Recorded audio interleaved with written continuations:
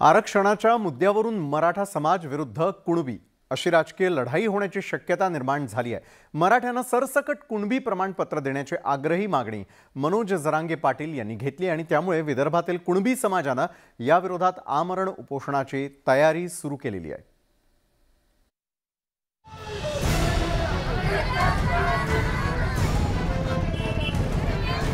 कुणबी समाजानं आता जन आंदोलनाचा पवित्रा घेतलाय।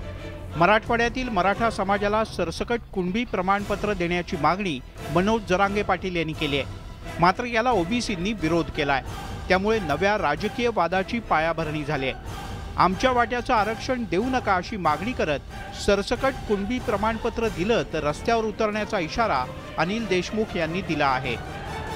आंदोलन सुद्धा केव्हा करायचे याच्यासाठी चर्चा झाली, त्या पद्धतीनं तारीख ठरवून त्या पद्धतीचं आंदोलन राज्य शासनाला निवेदन देण्यात येईल की कोणत्या पद्धतीनं ओबीसी समाजावर म्हणजे कुणबी समाजावर अन्याय झाला नाही पाहिजे आणि मराठा समाजाला सुद्धा न्याय मिळाला पाहिजे, या दृष्टीने आम्ही निवेदन देणार आहोत।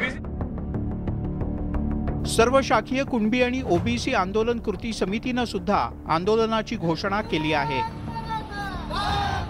सरसकट मराठ्यांना कुणब्यांचे प्रमाणपत्र देण्यात यावे या मागणीला विरोध करण्याकरता या विदर्भातील संपूर्ण कुणबी समाज आणि ओबीसी सर्व ओबीसी हे एकत्र येऊन इथे संघर्ष करणार आहे, आंदोलन करणार आहे आणि आंदोलन एवढं तीव्र होणार आहे की सरकारला दिसून येईल की सर्व ओबीसी आणि कुणबी एकत्रित झाले तर लोकसंख्या किती होऊ शकते, काय होऊ शकते। 52% असलेल्या ओबीसी प्रवर्गात 350 पेक्षा जास्त जातींचा समावेश आहे।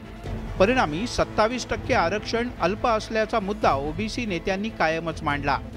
मराठा समाजाला ओबीसी मधून आरक्षण देण्याच्या ऐवजी आरक्षणाची मर्यादा 50%वरून वाढवून मराठा समाजाला वेगळं 16% आरक्षण द्या अशी मागणी सुद्धा करण्यात येते।